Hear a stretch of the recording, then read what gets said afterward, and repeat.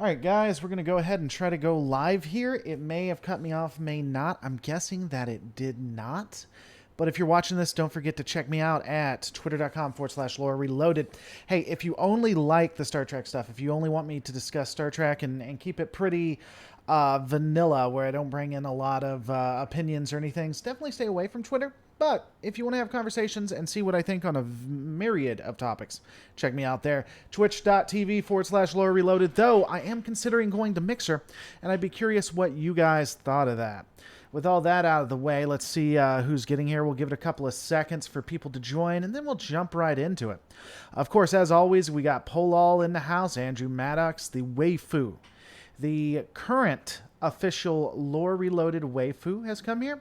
My son, who thinks that I am female, has also arrived, which is interesting since I neither have a son nor am female. We have NorCal Prepper, what's going on, Orataka Tinga, always fun to see you here. Shronmore Dukat didn't do nothing. Did nothing wrong at all. Greetings from the Speed Force, says Godspeed. We got Stream Elements, which apparently is also talking. Broken Eyes is third. Jackson Kennedy, what is going on? All right. Bobby Bennett loves my channel, and my channel loves you, Bobby Bennett. You and my channel may have a relationship together. We don't know where that's going. It is bad timing for Michael Lindsay, but let's go ahead and jump right into it. Let's get right into the news. I could never be Keemstar, ever. This is a video I was working on. I still think I'm going to do it, but I was having issues putting it together. I need to walk away from it, which means I probably won't be getting a video out today. So instead of getting a video out, I thought I would just talk with you guys through it, and we will see where everything ends up. Ultimately, what's going on? Everett Johnson, Justice Ag, Reguy, Gaming, Sam Upperton, Hidden Trail Video. Ultimately, when I'm thinking about Dukat and mid-season and early season Dukat, and honestly, most of the series, the way Dukat is brought up, until the writers did a complete 180 with his character, and honestly, to a degree, made no sense with the way his the destruction of his character was. For most of the season, I don't necessarily think that Dukat was evil. A lot of the times, you will see Dungeons and Dragons or Pathfinder memes with Dukat on there, and usually he'll be chaotic evil. I think towards the end of the series he definitely was, but again, they destroyed the series at that point. For the most part, I would put him at one of three different alignments if we're going to go with the Dungeons and Dragons thing. I would think that he was either chaotic neutral, true neutral, or neutral evil if you really had to put the evil descriptor with him. Dukat, the interesting thing about this, when you look at writing, and the more I go through film school, and the more I learn, the more I see what the writing was meant to be. And just to go with what Dustin McKnight says, he was insane, not evil. The end of his arc, the end of the series he was, but not for most of it. Here's what you do. So the basics of what a hero is and what a villain is both a hero and a villain will have issues, will have problems. They'll have their own personal problems, they'll have environmental problems, and then they'll have problems from outside forces. The difference between the hero and the villain is the hero changes. The villain doesn't. I've pointed out several problems I think we see with Cisco, with the DS9 crew, with Starfleet, and ultimately how they change, how the heroes are more than the sum of their parts at the end. But you don't see that with Dukat. Dukat doesn't change, which again makes him a good villain. And if I had to say his issue is ultimately the love of Cardassia. The love of Cardassia in the form of narcissism and egotism. He thinks that Cardassia should be leading the Alpha Quadrant, that Cardassians are the pinnacle of what of what the universe has to give. Now, sometimes that belief, that narcissism, helps out the good guys. Sometimes that narcissism does not. I think that narcissism we saw helped out the DS9 crew during the Maquis issues, as well as the Klingon-Cardassian War and the Starfleet Klingon War, or Federation Klingon War, or Klingon Federation War, however you want to put it. I think that the narcissism, the egotism, went against them during the Dominion War and the first season, maybe even the second season, before the Maquis plot of Deep Space Nine. And I think those are the two most dramatic ones. Towards the end of it, they completely destroy his character. Less narcissistic and more supremacist. No, see, I disagree. I think that the narcissism ultimately leads into makes him a supremacist, but I don't think he's a supremacist on his own, because there are attributes where he doesn't believe, he doesn't act like a supremacist. Let me give you an example. He does think Bajorans are lesser than them. I give you that. But he doesn't necessarily have issues with how the Bajorans act when you look at his interactions with Zial, his daughter.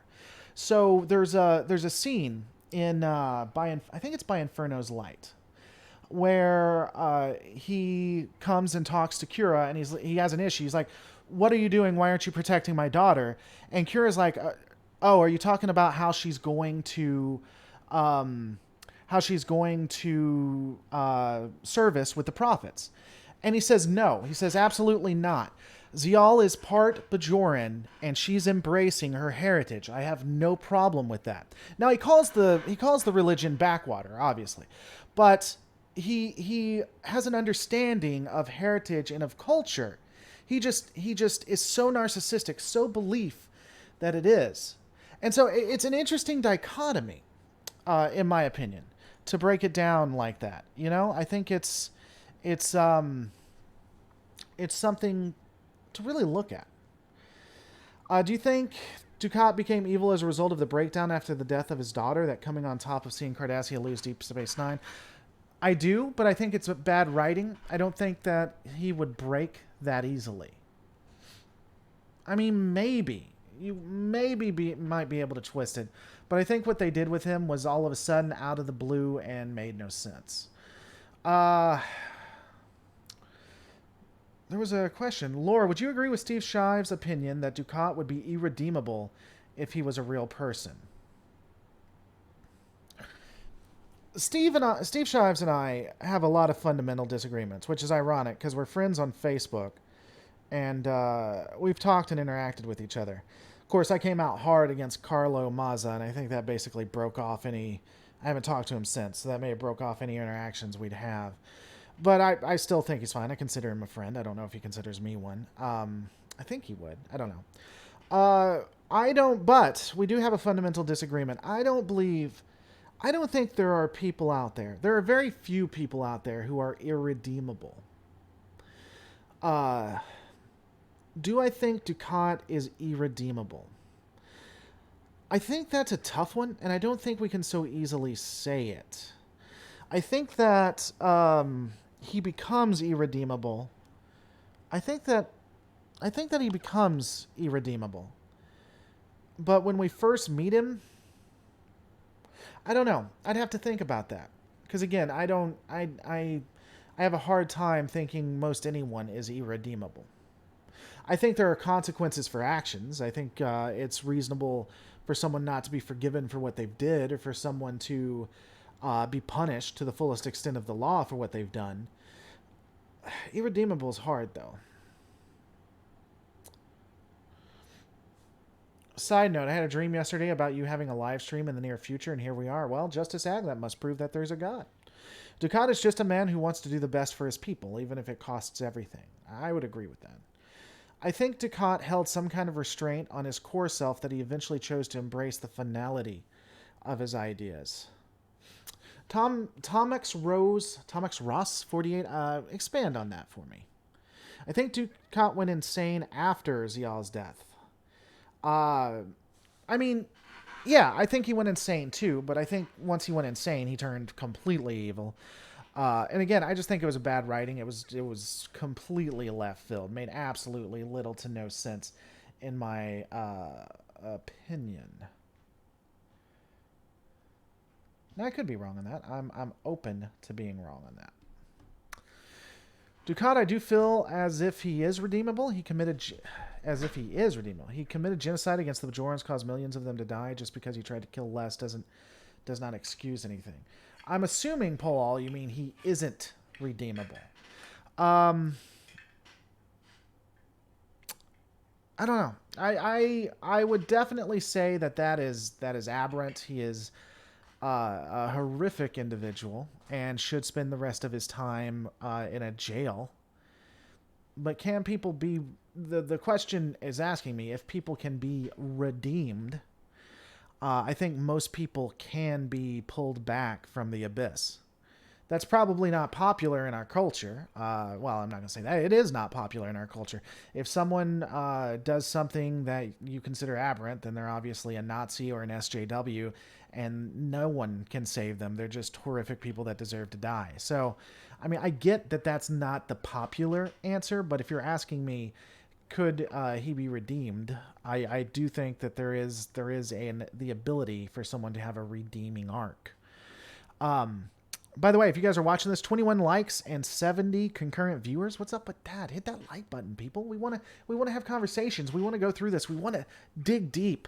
Let's dig deep and grab things and just pulverize them.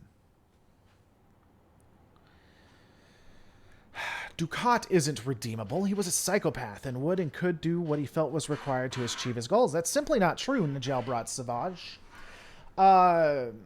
He showed restraint. He showed the ability to not do things, even when it would have been better for him to do so. And so while I'm not saying that I'm not necessarily saying he's redeemable in that instance, and I'm not defending what he did. But and that's the problem I was talking about. And this isn't necessarily to you, Nigel. I'm talking just overall. I think that when we blanket comment on somebody or something, we remove some of the nuance. And I always think there's nuance. I do. I think the Paul Wraith should have promised him Zial's return or heaven, something. I think both him and Cisco would have gone with the prophets, but returned in like 800 years. They shouldn't have. And so what happened is they had event or two events, and then all of a sudden insanity. I think a better way to have written it would have been to have Zial die, and then to space that out.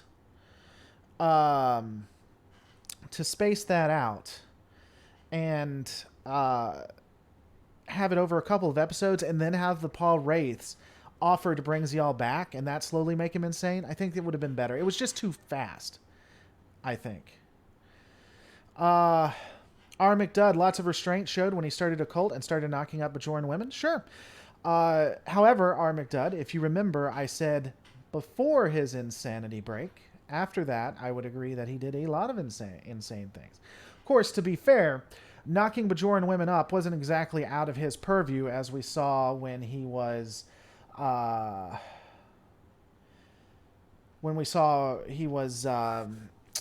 overlord of Terok Nor. He was kind of evil during the Bajoran occupation. Not kind of. He was evil during the Bajoran occupation. He did not change his mind when he started the alliance with the Dominion. Sure, I can agree with it. But here's my thing. So you're asking me, could Dukat be redeemed? If you started off with Dukat, who had been a part of the Bajoran occupation, but then helped defeat the Dominion, had actually stood against Cardassia when it joined, and became one of the heroes of the Dominion, of the Federation. Is that redeemable? Could it have been an arc that turned? That's what I'm saying. When you're asking, is someone redeemable? There's a lot of ways. There's a lot of things that could happen. Wasn't Dukat supposed to be a Hermann Goebbels sort of thing, where he wasn't Hitler, but he was quite evil and killed lots of Bajorans, just less than Hitler? I don't know if that was the background. I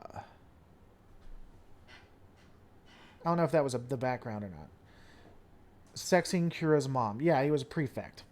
And he was sexing Kira's mom. Okay. Sure. Dukat should not have broken that easily after his daughter died. He had other children, even a son. Okay, I would agree with that. Poll all. No, fixing the mistake does not mean he was redeemed. Then you think that he's not redeemable, and you believe that people can't be redeemed. So we're going to agree to disagree. You don't think people are redeemable, at least as far as Dukat's background is concerned. I'm not convinced. I'm not convinced. I think he embraced the insanity before he was pragmatic, and it exhausted him to fight what he felt to be true.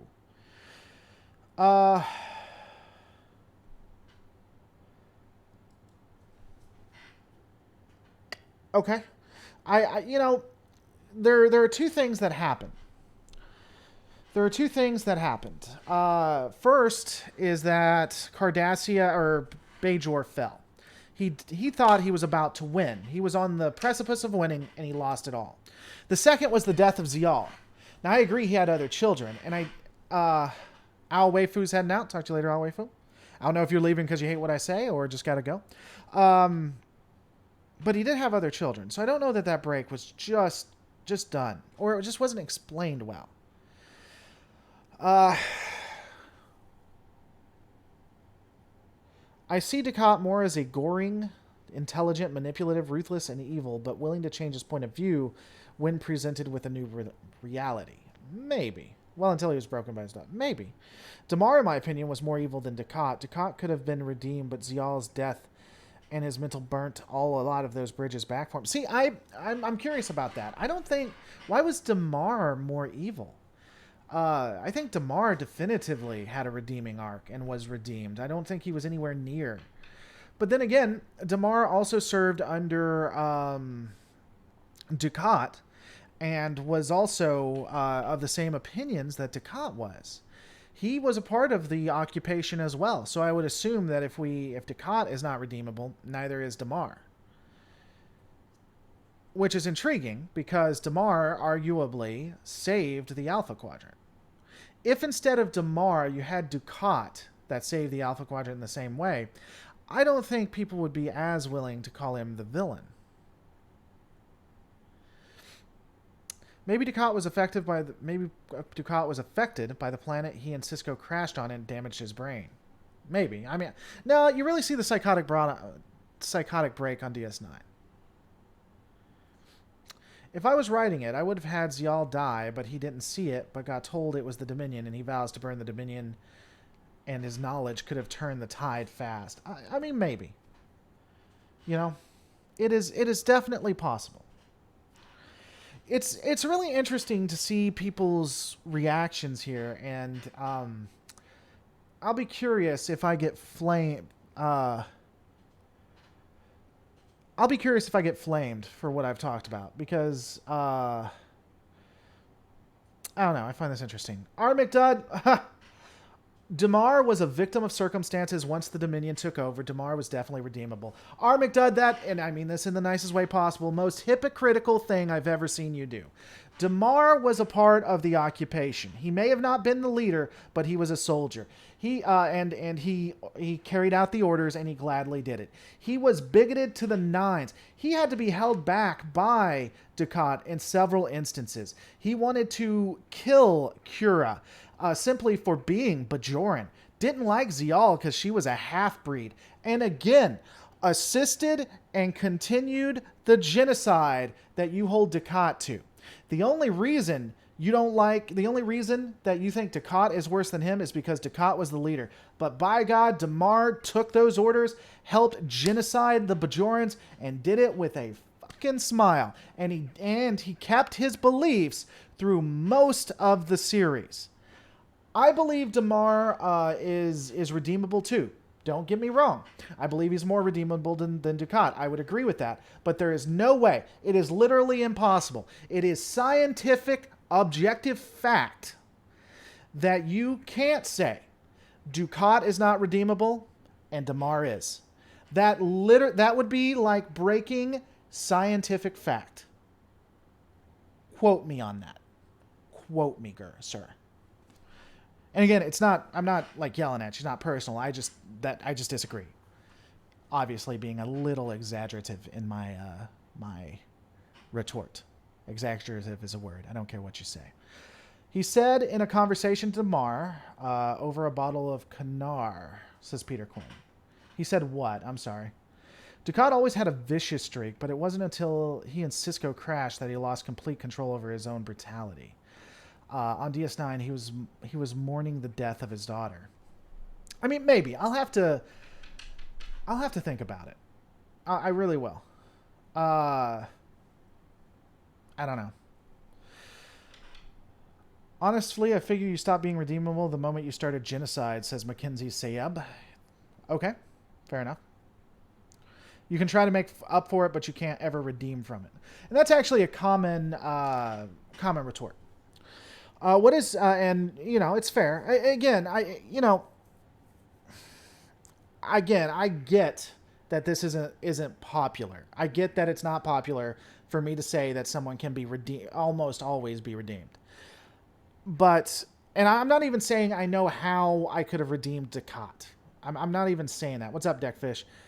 But a part of the channel is being honest with you guys, and that's just honest. What is your opinion on the merger of Viacom and CBS?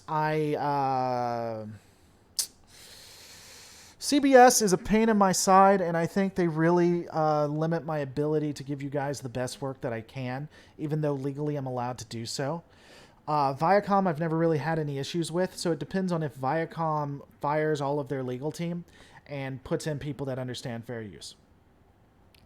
Or, to be fair, because every time I've talked to the legal team at CBS, and I have had several discussions with them, they're really nice people. So I guess that's a little unfair. If they change their policies, because I have no reason to believe that the legal team of CBS is being malicious. I think they're following policy. Mary Makanami helping out the channel, by the way, guys, just so you know. One of the reasons why I do this is for a conversation. I can only keep the conversation going with support from viewers like you through Patreon support, through Super Chats, and you can even become a member. Hit the join down below. You get all the abilities that you would as a Patreon, generally. Mary, Dukat was a very well-written, sympathetic villain, but I don't think he could ever be redeemed and was a ruthless, evil person. See, evil for me, there's an intent to evil, and I don't know that he intended or enjoyed being evil. I think he wanted to go for his flaw. But, I mean, maybe you guys will change my opinion. Maybe you will. By the way, R. McDudd, I need you to comment and let me know you're still here. Here we go. R. McDudd, if Damar didn't follow orders, he would have killed. I never said he wasn't a bad guy, but he sacrificed himself to overthrow the founders in the Alpha Quadrant more than Dukat ever did. So, R. McDudd, I think the conversation you and I are having here, Deckfish, there's crazy spoilers in this, so if you're watching through DS9, you're going to have crazy spoilers. So, R. McDudd, I agree that Dukat wasn't redeemed in the series. But the question is he irredeemable? Dukat, if he didn't follow orders, would have been just as killed as Damar. Dukat was a manager. He was mid-level. He was either mid-level or high. Now, I don't even think he was high leadership. I don't think being over Bajor puts you in high leadership. He was mid-level management. And he would have been killed every instance that Damar did.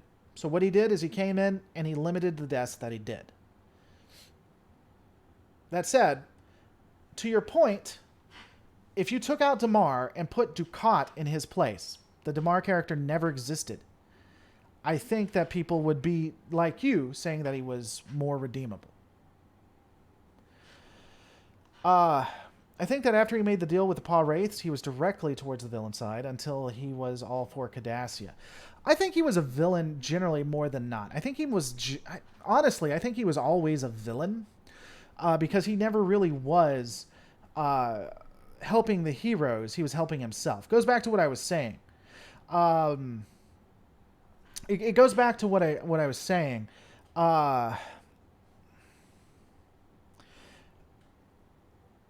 Dukat's issue was that he had his flaw that he couldn't get past, which is what made him a villain, was that he was narcissistic, egotistical, and he believed that Cardassia was supposed to be the leader of the Alpha Quadrant of the universe, and he couldn't let that go.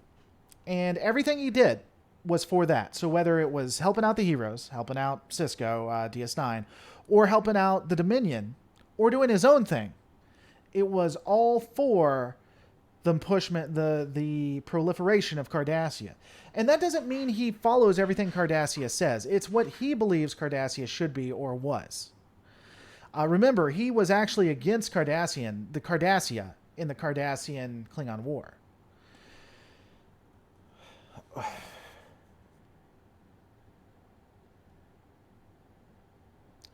It never sat well with me that Dukat didn't hold Damar responsible for killing Zial. I feel that he simply told him that because Damar was still necessary to him. You know, I didn't think about that, but that is something to come up. The point of the occupation wasn't genocide, it was oppression. You know, that's fair. I don't... That doesn't make it better, but I do agree that we shouldn't be using the word genocide. He never really did commit genocide. He was the guy in charge of slavery, of oppression. Horrific. Maybe unredeemable to some unredeemable. But so calling it genocide is technically the wrong word. I would agree. I'm talking about when Damar became a drunk when he realized the Dominion had turned Cardassia into a vessel state. Damar showed he could change. Dukat only showed he could get crazier. Okay, that's fair. With good writing and acting, you can redeem anybody. Garrick is a good example for DS9. Garrick is an interesting counter. Garrick worked for, what is it? The Obsidian Order. Garrick worked for the Obsidian Order during the occupation. He probably did a lot to kill and harm the Bajorans as much as anyone else. In fact,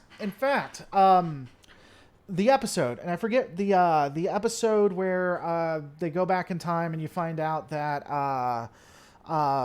Odo wasn't perfect. He I believe it was Cisco, Kira, Garrick, and Odo, and they go back in time and you show Odo is over the killing of innocent Bajorans. Before the beginning of that, the intro to that, Garrick was actually trying to defend the occupation to a degree. So he was okay with it. He worked with it, but he's charismatic, and he ultimately changes his ways and moves more towards the good side.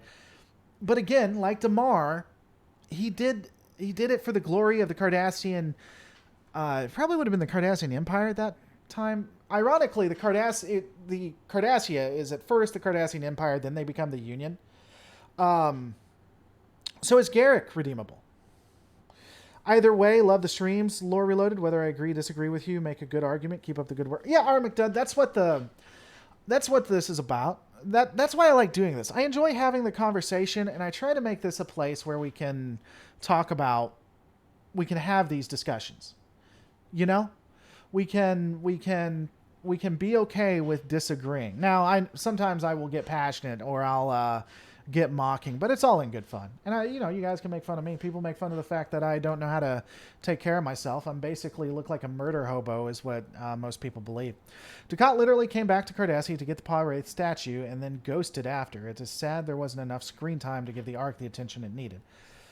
Yeah, he disappears. The problem is, in the background, they found that he was too sympathetic. People were actually,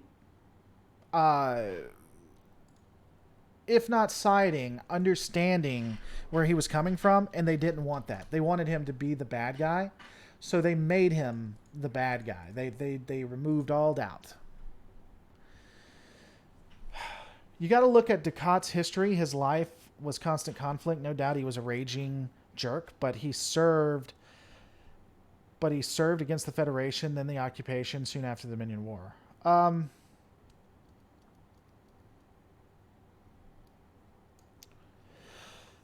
Yeah.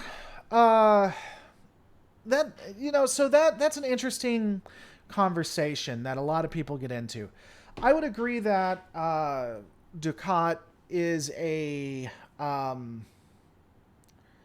what's going on, Milfuela?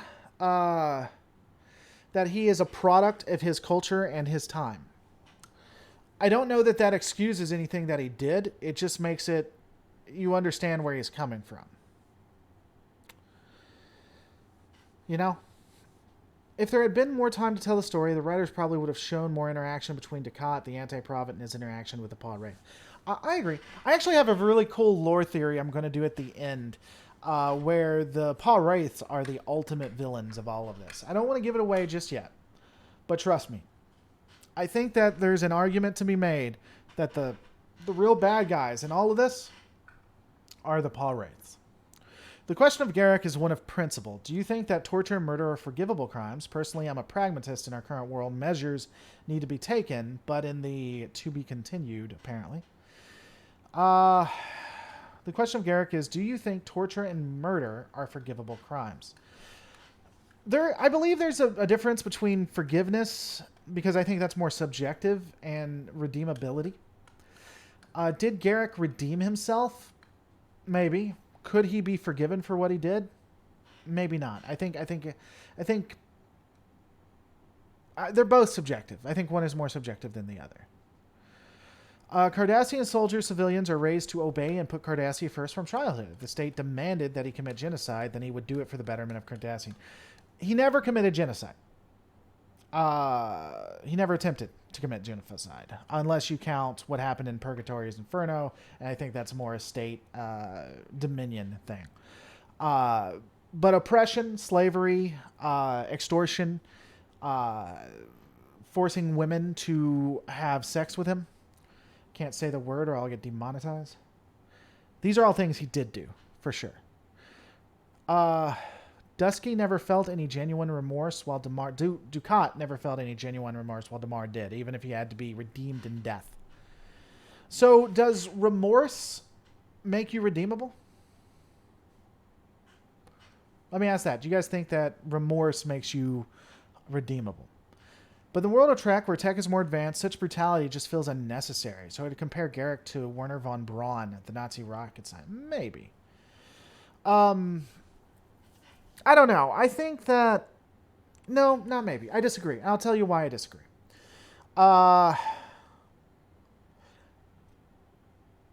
think that the way the Obsidian Order worked, the way the Cardassians worked, was effective because of the jump in advancement and the way the different powers operated.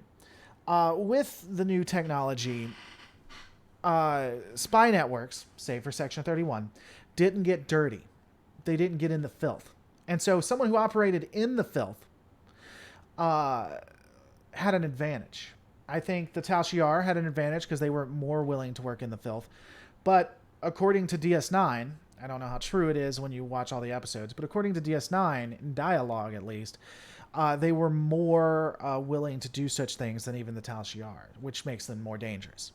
Again, that's dialogue. That's not necessarily what we see reflected in TNG, Deep Space Nine, etc.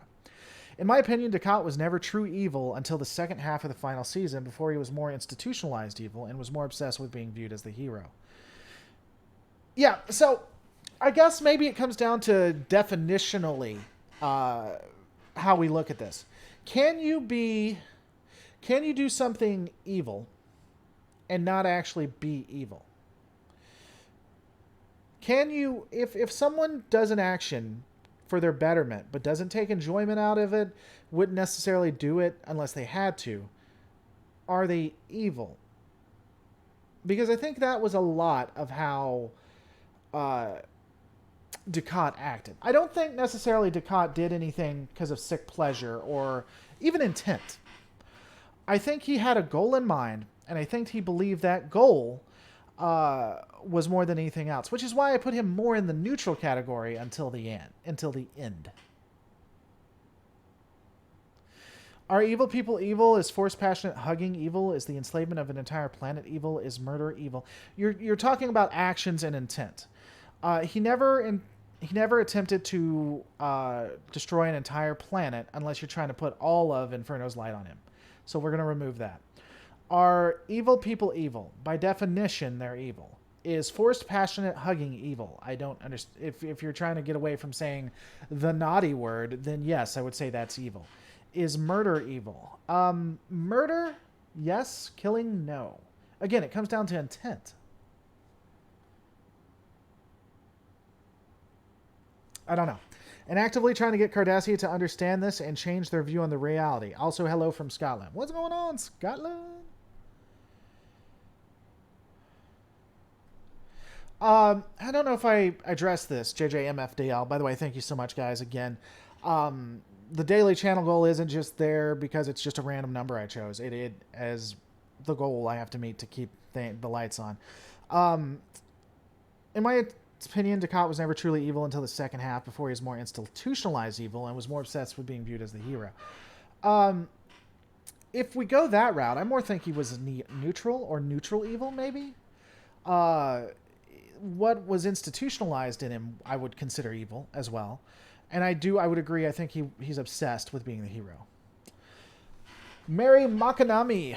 DS9 has several shades of gray, which makes it thumbs up. Agreed, Mary.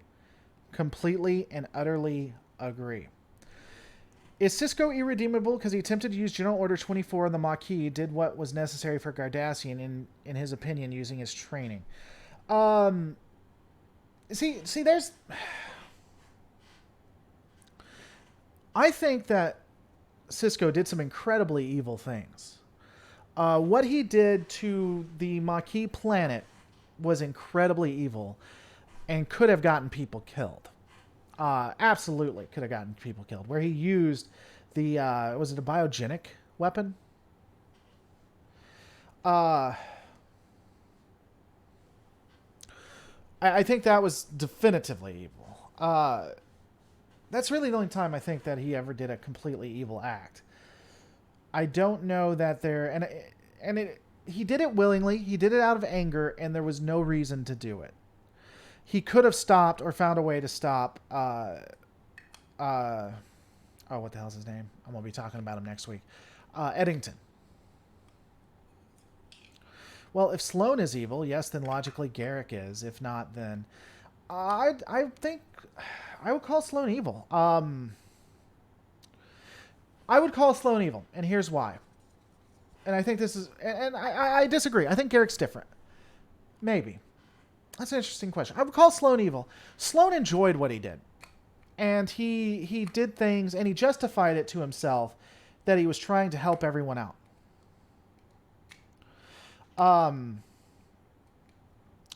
And he...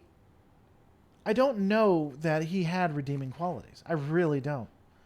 It was trilithium resin and made it uninhabitable. I agree. It was.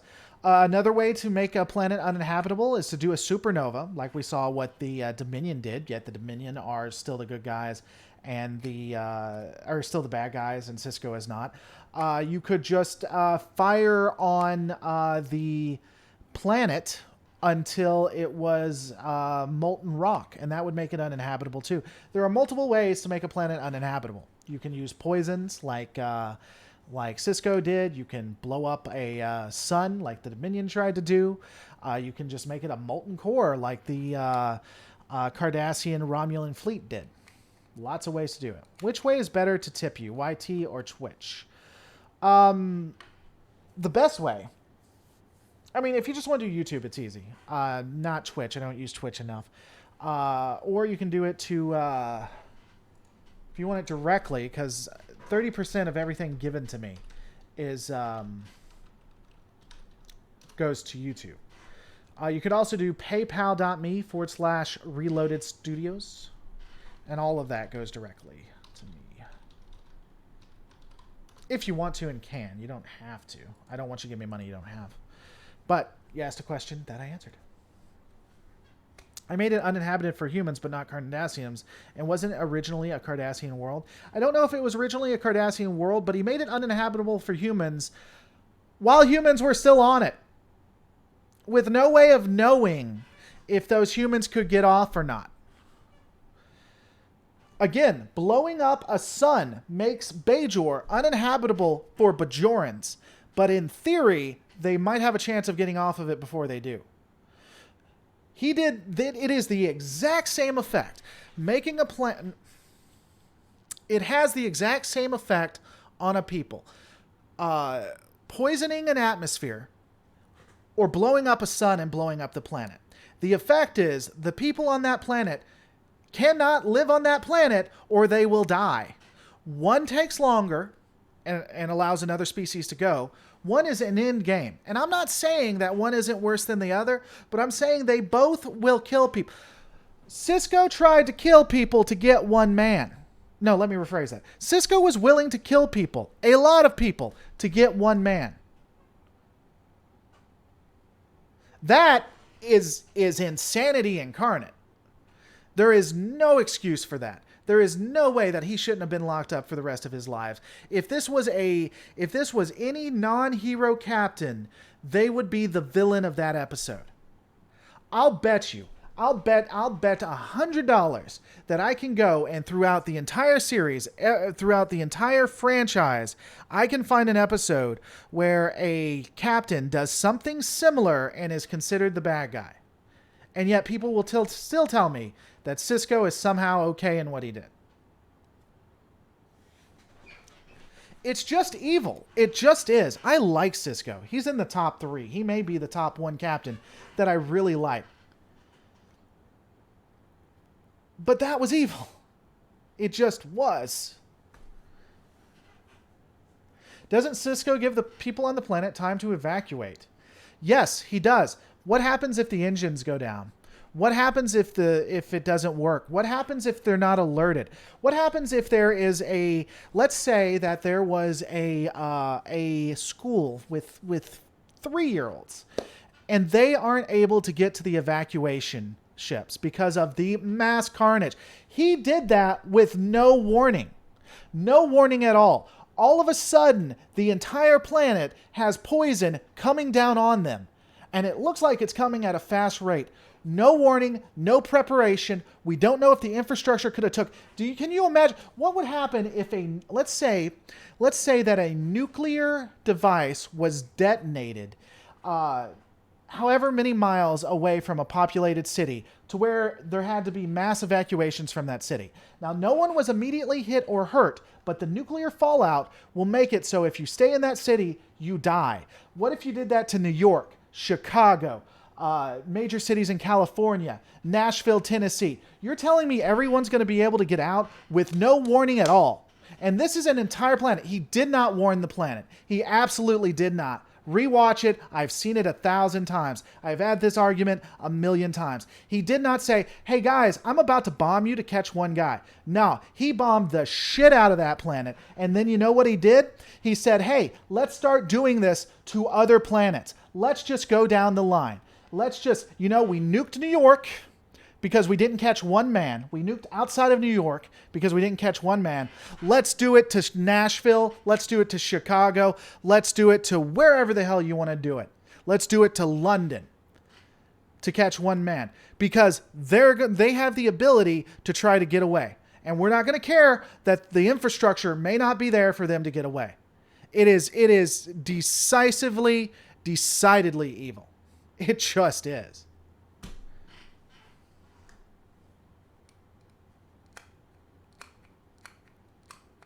Oh, well, if they only had 100 people on it, then I don't know why we didn't just blow up the planet, the sun.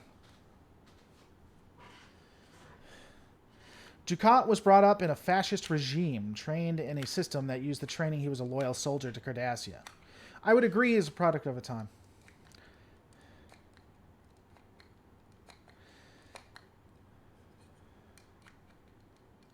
Is there any line that makes it clear that he was aware that the Maquis could not evac in time?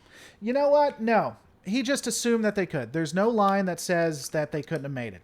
Technically, there's no line that says that magic unicorns didn't appear out of warp that just can't be picked up on sensors, went down to the planet, magically scooped up everyone, brought them up, turned them into the prophets, went back in time, created the actual wormhole so the prophets could go in, and the prophets are actually the people on the planet that he sent the poison to. So there is no line that says that they weren't prepared. There also is no line saying that magic unicorns did not go and save the people, and ultimately that's who the prophets were. Those two things didn't occur, or don't have dialogue to back them up.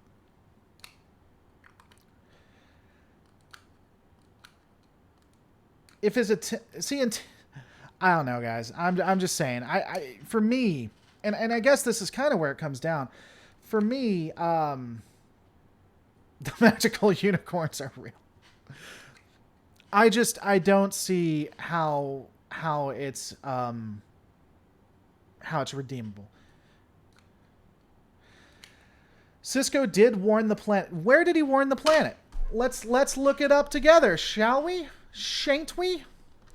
Let's look up the original thing.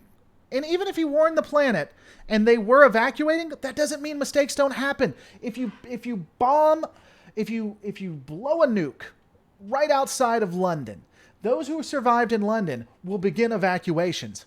Doesn't mean they're going to get it away, you know? But let's look it up. Let's do this all together. Let's look it up. So, where are we going? Let's see. Cisco catches Eddington. What would that be? Is that for the uniform? For the uniform. Episode 111. The script. The screenplay script. So let's go down.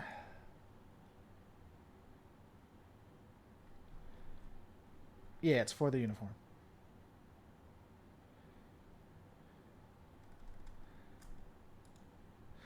What was the dialogue that was used? If you're giving me 34 minutes, 36 seconds, give me the dialogue. Let's find it.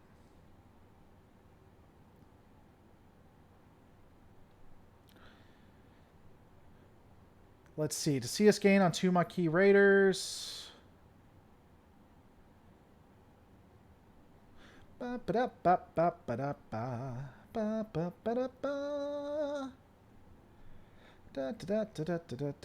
right, here we go. Let's go up a little bit. All right. Interior, Defiant Bridge. Cisco takes only a few steps in the room before calling out. Commander, prepare 2 quantum torpedoes. Have engineering attach a cargo pod with 200 kilograms of trilithium resin to each torpedo. This unusual order surprises Worf. Yes, sir, but Cisco, but what? Worf, the extra mass of the cargo pod will make the torpedoes less effective. Maquis Raiders are small and maneuverable. USS Unicorn nukes an entire planet just to find 1 leprechaun. Yep, that's what happened. Continuing on the screenplay. Cisco, I'm not planning to fire them at ships, Mr. Worf. To Kira, Major, what's the nearest Maquis colony? Kira checks. Solosos 3, less than an hour away. Cisco, Helm, set a course for Solosos 3. Back to Kira. I want you to send the following message on all Maquis frequencies.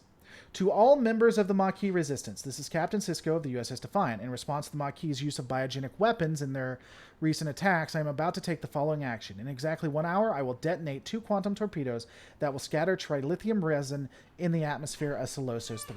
All right, so that's fair. He sent out a long-range general message. We just read it right there. That's right, the digilums. So here's a couple of things to this. First off, even with an hour to prepare, do you think that Chicago, London, New York could get people out in time? Secondly, Starfleet, the best of the best. Starfleet, and let's do this. Let's do this. Hold on. Wait for it. DS9 episode Worf on trial.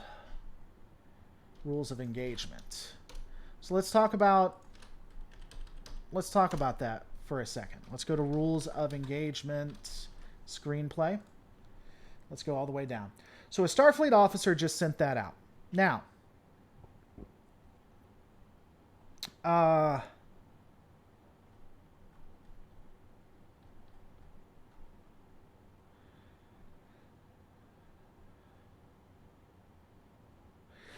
Starfleet officer, Cisco says this. You made a military decision to protect your ship and crew, but you're a Starfleet officer, Worf. We don't put civilians at risk. The Maquis were civilians. Most Maquis colonies were civilians. We don't put civilians at risk, or even potentially at risk, to save ourselves. Sometimes that means we lose a battle. Sometimes we lose our lives. But if you can't make that choice, you can't wear the uniform. That is the definition of Starfleet. So first off, I think we can argue that they don't have enough time to get out. But even then, a Starfleet officer bombing a planet, really? Does that really seem legitimate, like something they'd do? And I just disagree. I don't think that it was Idaho. I think that's stretching. It was a planet. Rules of engagement, if you like it, then you should put a ring on it. Well, sure. Even the Maquis have far more advanced tech than modern New York or Chicago. That's fine, but we also don't have trilithium resin that we can explode in atmospheres either. So the way they're being killed, or the potential way of them being killed, is also more advanced. He also used quantum torpedoes. You know what a quantum torpedo can do? A quantum torpedo was created largely to defeat the Borg, and he detonates it in the atmosphere. No, the Maquis settlements were largely, a lot of them were actually settlements, yes. And if you don't believe me, then I would encourage you to watch The Next Generation, Voyager, the very first episode, and DS9 Season 1 and Season 2, where it discusses that they are referred to as the Maquis. They are Maquis colonies.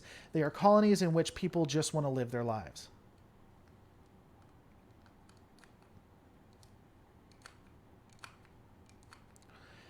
We don't even know how lethal the rest. We don't know, hey, to be fair, when he shot her with a bullet, we don't know how much stopping power or how powerful that bullet was. I mean, it could have just been a love tap, really. I mean, honestly, they had it coming. When we shot her or used the quantum torpedoes, they were asking for it.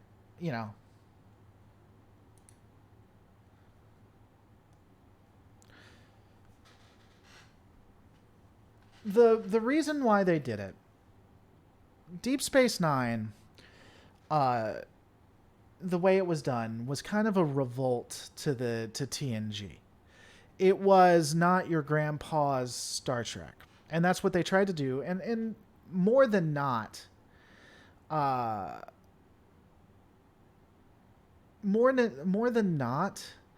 they got it right, I think. They showed what's going on, Em. They showed a great counter to TNG, another side to it. By the way, I just saw that someone donated $20 to PayPal, to paypal.me/Reload Studios. Thank you so much. It helps more than you know.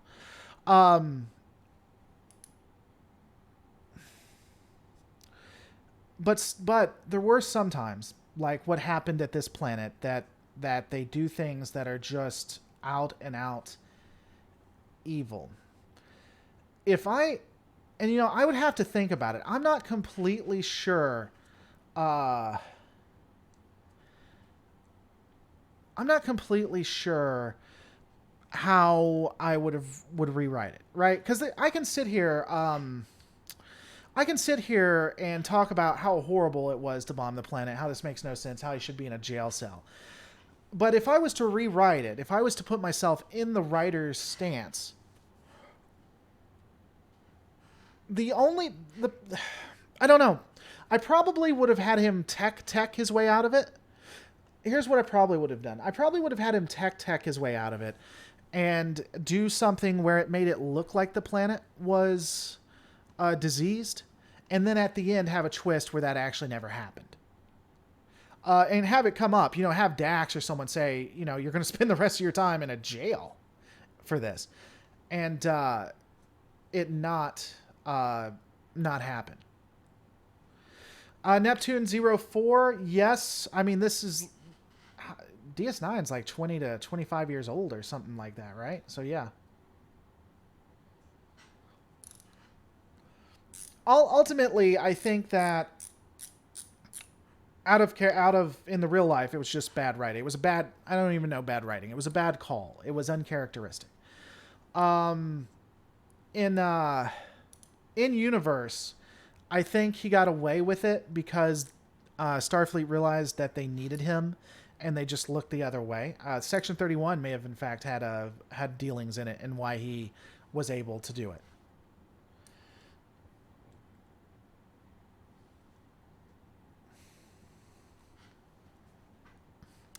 And, again, I just want to point this out because people get confused when we have this conversation. Not necessarily, the people who are having this debate with me. I like Cisco. I like the character. I just didn't like... that just really sat wrong with me, Should it be proven with admissible evidence that the flag officer who had assumed command was medically or psychologically unfit for command, the ranking officer could relieve them on that basis, says Patrick M.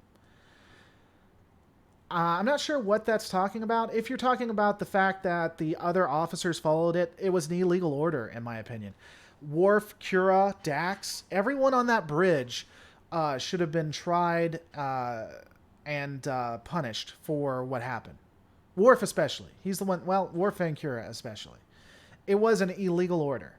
Absolutely. No doubt in my mind, Cisco gave an illegal order. You also forget that Cisco also brought the Romulans into the fight by lying, so responsible for a lot of death. Yeah, so Nathan, here's the interesting thing. Sorry, this is no different to Data destroying a colony's water supply on a planet that Starfleet felt humans had no right to colonize. I don't know. We'd have to break that down. But let's break down this action versus what he did in A Pale Moonlight.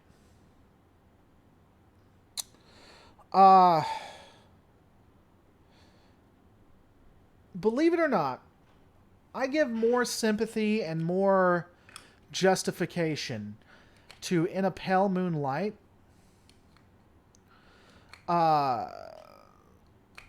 because of the situation. I think nuance and context matters. In For the Uniform, Cisco was simply trying to capture one man. He was willing to destroy an entire colony, whether it was 5 people or 15,000, to get one man. That to me is wholly unjustified. It's an illegal order to do. And Starfleet had no backing. Starfleet wasn't consulted, and they didn't back it at all. In A Pale Moonlight, everything was about to be lost. Everything was about to be taken. The Dominion was going to win, and the Federation would never be the same. The Federation would be gone.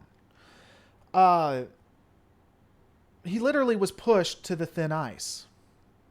Starfleet also consented and agreed to all of it. I don't know that it was moral what he did. In fact, I would say it's not moral. But I do think that it was justified. I think that in A Pale Moonlight, he had far more reason to do what he did than in For the Uniform.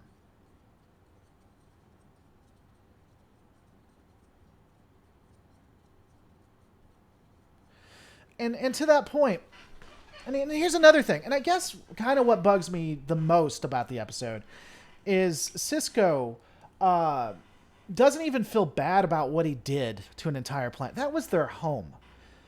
And he doesn't even feel bad about what he did. And again, they're called Maquis. They're called the Maquis are not just the terrorist organization, but the people. And in A Pale Moonlight, it destroys him inside. It destroys him to do what he did. He has to find a way to live with it. His morals, what he believes the Federation and a Starfleet officer to be, is gone because of who he is. And he just accepts it. And for the uniform, it's just gone off as a joke. Oh, I forgot to tell Starfleet. You know? What laughable Larry. Capturing Eddington wasn't Cisco's only goal, but to stop the Maquis attacks. Eddington was going to attack every Cardassian colony in the DMZ. Yeah, that was the excuse he used, but it was personal, and all Cisco wanted was to catch Eddington. Eddington turned away for him. This was personal. This didn't matter. It didn't matter to... And this is in the dialogue. It didn't matter why Eddington left. He left Paradise. And with Cisco, you don't leave Paradise. He wanted Eddington because it was too personal. That's why Cisco was taken off the job, because he couldn't see past that. So while he could justify that, oh, he's going to hurt other ones, and again, you can find other ways to stop Eddington. You can't tell me that he couldn't work with the Cardassian Union or get other Starfleet ships in there to stop him. They also have runabouts that could work. So this isn't the only way to stop him. So I wholly don't accept that.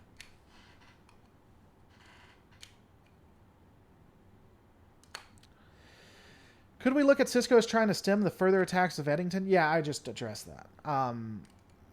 That's what helps him sleep at night. That is not why he did it. Am I the only one that finds it funny? Kira looked at the Maquis and was like, darn, you guys are going too far. Yeah, and that's always... So here's been an interesting thing to kind of shift, because we're going to end this very shortly.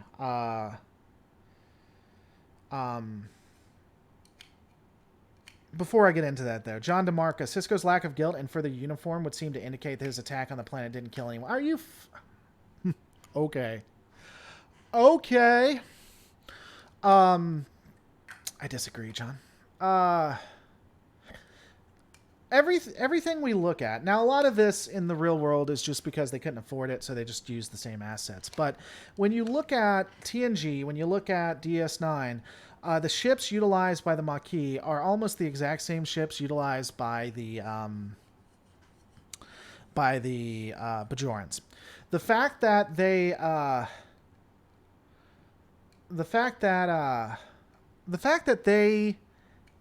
didn't the fact that Kira wasn't sympathetic and we didn't see more sympathies from Bajor, especially against the Cardassians, is a missed opportunity. Starfleet and Starfleet's allies had to be anti-Maquis because they're the terrorists and the bad guys, but they missed the ability to do nuanced. Neptune, oh sorry, didn't realize cursing wasn't allowed. Did someone say cursing wasn't allowed, Neptune? I mean, it depends on your cursing. I don't... Like a word here and there, I don't necessarily get upset about. I don't generally repeat it. I'll curse ever so often, but,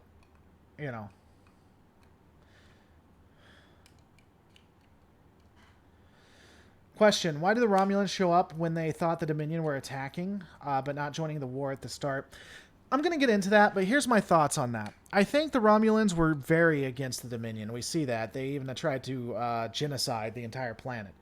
And I think them joining makes sense. But I think after that, especially when the Dominion failed to go supernova on the planet, I think the Romulans realized, okay, the Dominion are a pretty big threat, a larger threat than what we stand for.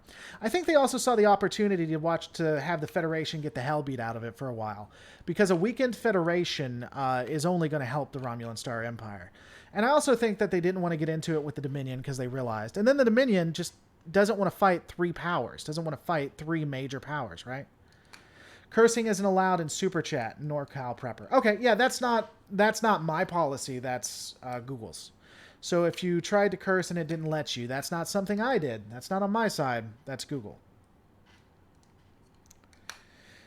Dukat lost his children and wife in an earlier episode when he saves y'all. Did Dukat lost his children and wife? Did he? Okay. Well, that would change things. It makes y'all make more sense.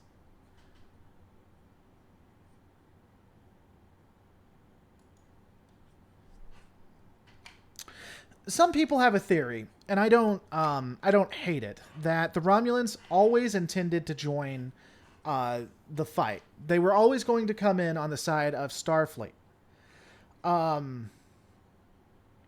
But they wanted to let both the Starfleet and Klingon Empire basically be dwindled to nothing before they joined and helped defeat the Dominion. That's very Romulan. So I wouldn't be surprised if they did that. Nathan, his children and wife left him like a divorce. Okay. All right. I think that makes y'all make more sense then. Orataka, context is key. Yeah, I would agree with Orataka, which is one of the reasons he's a mod. Context is key in the matter of cussing here. If you're civil with cussing and keep it out of Super Chats, you're good to go. Yeah, and again, Super Chats isn't my choice. That's Google's. I don't mind cursing. I probably won't say it back here, and I don't like racial slurs. I'll stop. If I see you do racial slurs, I will first I'll first just delete the comment the first 1 or 2 times. I'll then just put you in timeout for the rest of this session. And then if you come back and do it again, I'll just make it so no one will ever see you on my channel again. The USS Malinche was attacked by the Maquis. Wouldn't that get Starfleet's attention? Yeah, it would, but Starfleet was still in their pacifistic stage, even with the Dominion threat. All right, guys, I think we're going to end it here. Thanks so much for watching. Thanks for supporting the channel. It was a good conversation. Whether we agree or not, it's all in good fun and just, really just breaking down our thoughts on things, right? I don't expect everyone to agree with me, and you have to be okay with the fact that that's okay, Em. You have to be okay with the fact that I may not agree with you. In fact, I may try to destroy your opinion. I may try to break it down or talk about how I feel the opinion is ludicrous, not necessarily you. Yeah, spoonheads and pink skins are okay. I'll say this. Do you know how many people get upset that I use pink skin? I just, look, I get it a lot. A lot of people think that I am turning SJW to a degree because I really have certain opinions that I think and can empathize with people who have different lifestyle, different life than I do, and have different challenges. But one of the things I see as one of the most inoffensive is the pink skin. I don't know why people think that is so racially biased. It is one of the only things that, because generally I'm just laid back. If you find it offensive, you're welcome to that opinion. Maybe we agree, maybe we don't. But the pink skin thing I just think is ridiculous for people who find it racially insensitive. I don't know. I don't know why. Have you seen Steve Shive's video, The Case for Gul Dukat? No, but someone asked me if about his thoughts that he was irredeemable. And that was a good conversation. Got a ton of people mad at me because I think people can be redeemed. People think Laura is turning SJW. Yeah, man. Dude, it's insane. You guys would be so surprised at because the comments generally on the channel, depending on how nice the algorithm is being to me, I can get anywhere from roughly 50 to about 250 comments a day. And no matter how low or high the comments I get for that day, inevitably, I will have one calling me a social justice warrior because of something I said in some video, and someone calling me an alt-righter. And usually, it's for the most stupid reason I could find, that you could find in my videos. like stupid, like saying, uh, most people disagree with you, Peter Quinn, that I'm a lefty. Like just saying, hey, you know, calling Trump and I rarely do this, but when I say like calling Trump a Nazi is only going to put him in power because he's quite clearly not a Nazi per se. It's easy to fight that. Now, if you want to say he's a horrible person, does this, that, and the other, and may do a lot of bad things, that's probably reasonable. But calling him a Nazi just helps him get in power. All of a sudden, I'm alt-right because I say that. Or I'm saying, hey, someone who is diverse or of color may have had issues in their past or may still have issues that impacts them that I can't understand. And I can try to take that into to context when I'm having a conversation.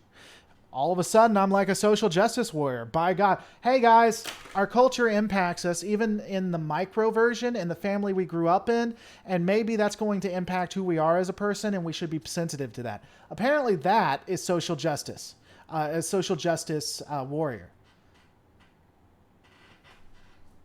Anyway. It's just funny. People are silly.